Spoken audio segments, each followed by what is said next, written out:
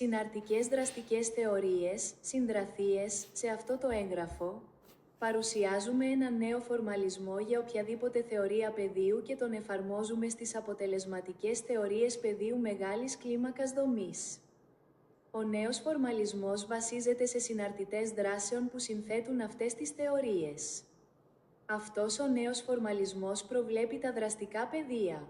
Συζητάμε τα ευρήματά μας σε ένα πλαίσιο κοσμολογικής βαρυτολογίας.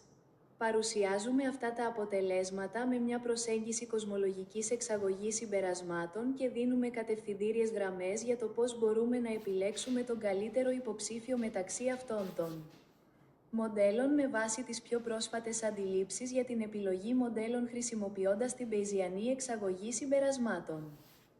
Δημιουργήστε έρωτα και γνώση, όχι πόλεμο.